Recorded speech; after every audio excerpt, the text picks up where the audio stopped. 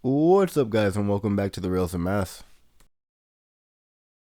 Today's adventure is going to kick off right where the previous one left off, as we continue our exploration of the Millis industrial line. We now find ourselves crossing Union Street in Millis, Massachusetts, and this marks the beginning of the 5-track yard here.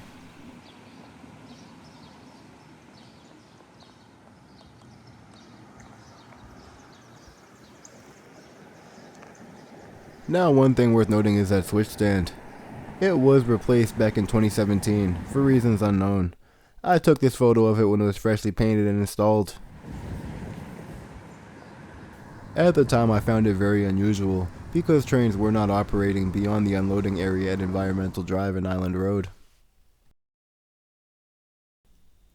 Now, as we get a better look coming into the 5-track yard here, it's hard to tell if this was once a busy place at one time, but it definitely was. At one point, Bay Colony had 2 units here in service, 1 as a backup, and 2 crews operating regularly to keep up with the demand here. Looking at the yard in this condition, it appears the glory days of the Millis line are definitely long behind us. But there is still some hope.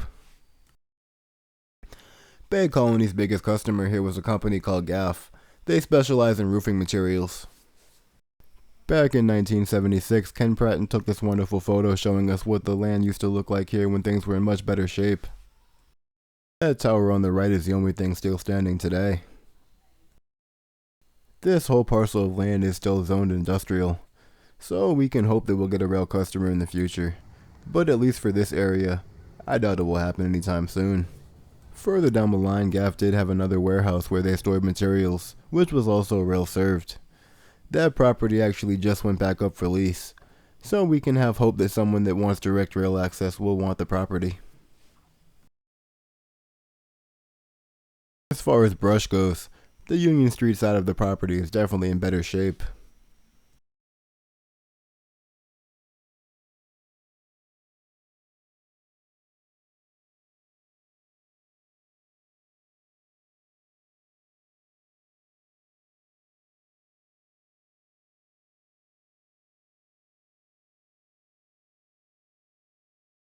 Now here on the left we have what remains of the Clico Club soda factory. This was a very busy rail serve customer at one time, but that was before Bay Colony's days here. At its peak, this factory was over 1/3 of a mile long, had its own private rail station, and had over 3,000 feet of sidings. In the 1920s, Clico Club actually made national news by sending out the country's first solid train of trademark merchandise out of New England. That train consisted of 40 refrigerated cars filled with ginger ale. Clico Club was able to keep the railroad very busy here until they closed their factory in 1980. Now today in 2026, much of the factory is still standing, but it's been subdivided into different companies, and none of them are requiring rail service at this time.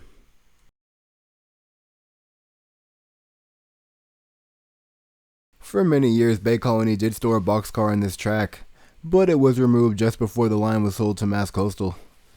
This track is probably in the best condition of any track in the yard.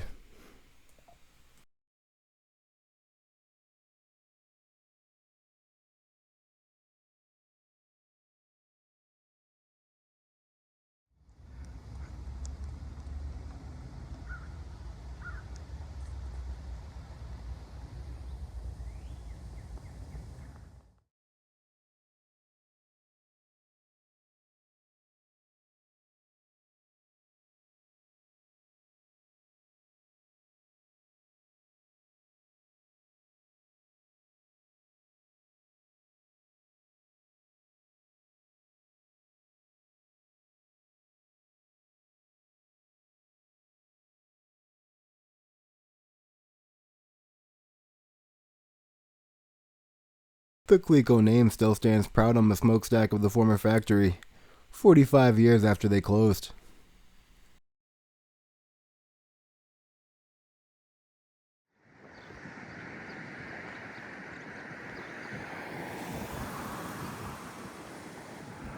Today, what remains of the former factory has been subdivided into multiple businesses, and unfortunately, places like gymnastics are not going to require rail service, but you never know what the future might bring.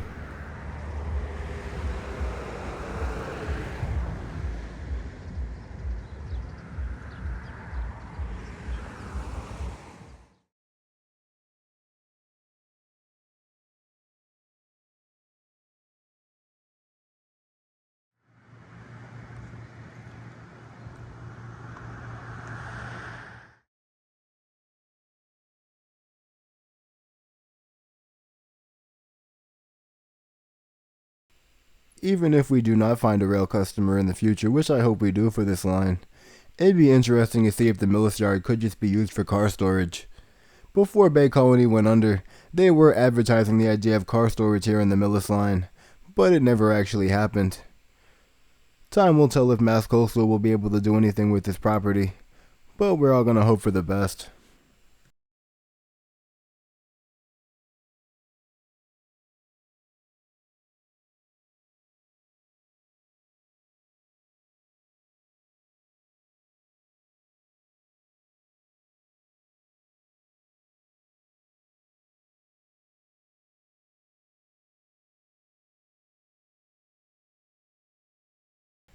Now skipping ahead, we're on the other side of the Millis yard and looking in the same direction. The switch below would lead to the former Clico Club soda factory. Spinning around in the other direction, we're now making our way out of the Millis yard and heading towards the end of the line.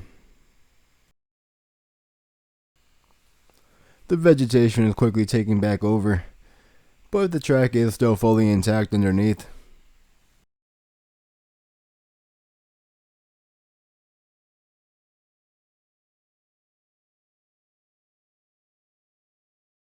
The bridge we're now approaching in the distance is going to be Plain Street in Millis.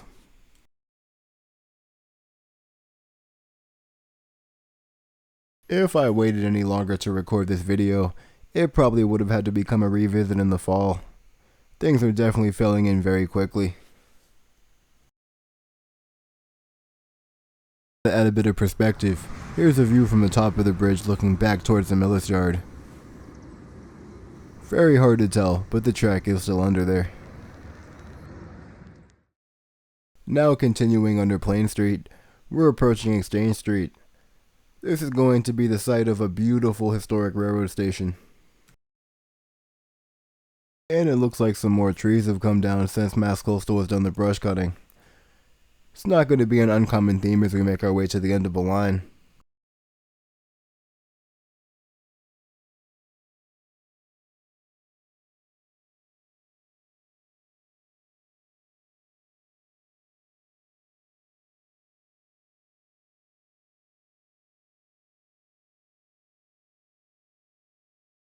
We're now approaching Exchange Street, and the station building is now visible. The historic Lansing Millis train station was built in 1886. At one time it housed a train depot, town library, and offices under one roof. This station definitely has some unique architecture. It also has stones inscribed from 38 different US states. Passenger service to Millis Station from Needham Junction was discontinued back in 1967 by the MBTA.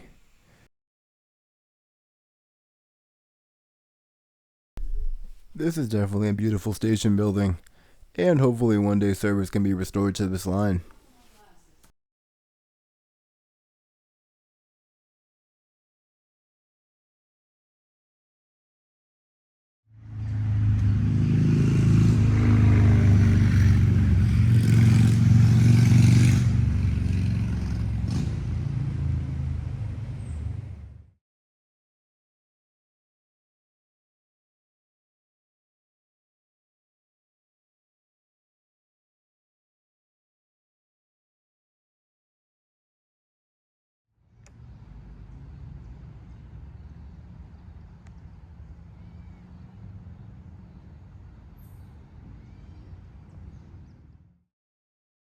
Now looking back towards the Millis yard, we get a better look at the siding in front of the station, which still is intact, although in very poor condition.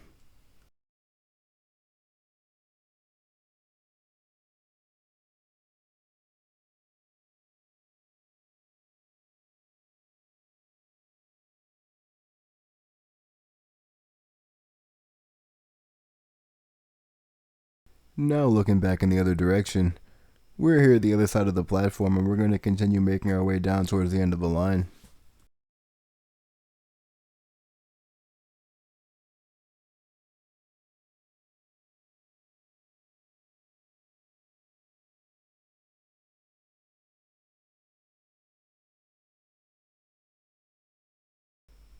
Continuing down the line, we're now approaching the next grade crossing at Auburn Road.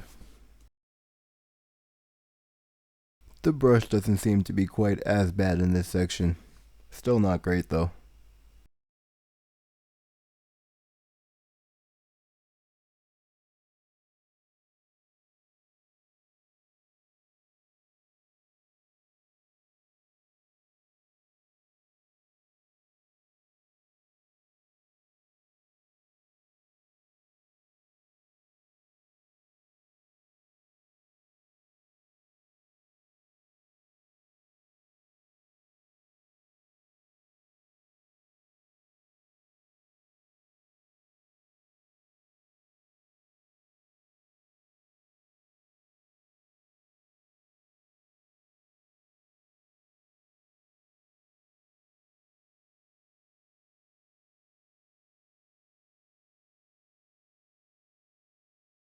Now arriving at Auburn Road, we see a track panel left here by Bay Colony.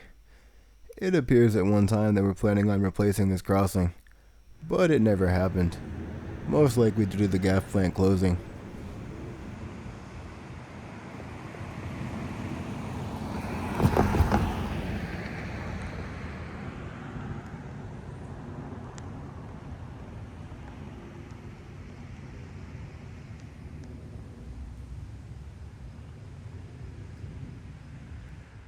And here we get a view of Auburn Road looking back towards 109 and the Millis police station.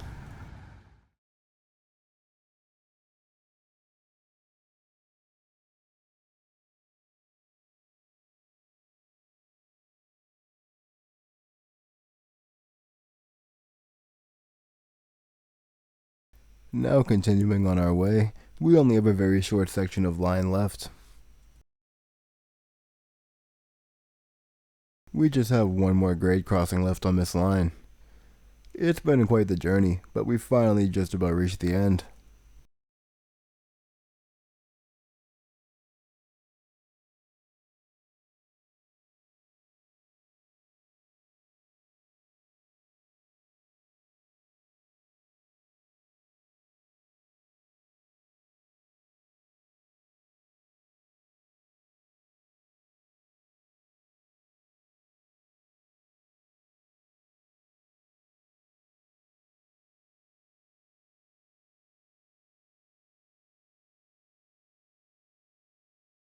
As we emerge from the woods, we're now arriving at the former Gaff warehouse and the end of the line. We're now looking at 1073 Main Street in Millis. This is the end of the line for Bay Colony, but the line once did continue much further all the way to Woonsocket, Rhode Island. From a higher angle, we can see where the track once continued across 109.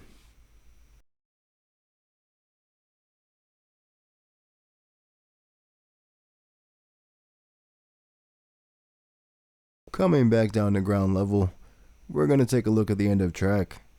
And it didn't look like the last time I was here, surprisingly.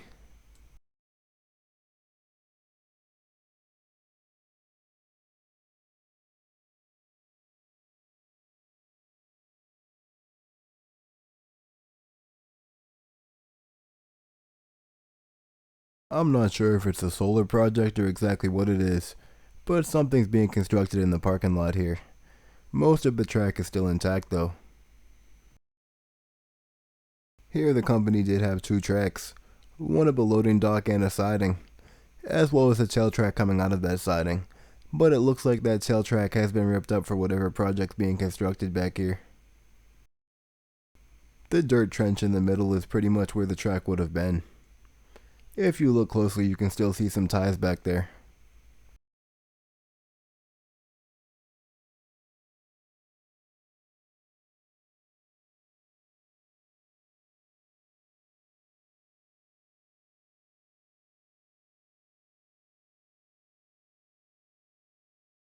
Now looking back at the warehouse, we can compare it to this photo I took back in 2017. Considering this warehouse did just go back up for lease about 10 days ago, I have hopes that maybe Mass Coastal will be able to find a customer in need of direct rail service. But for now, the line ends here. Alright guys, I appreciate you all for joining me in this adventure. It's been quite the ride, over the river and through the woods, from Needham Junction, Newton, Dover, Medfield, all the way here to Millis. If you enjoyed the video, be sure to hit the like button, subscribe, and hit the bell icon so you don't miss any future videos. As always, thanks for watching, and I'll catch you in the next one.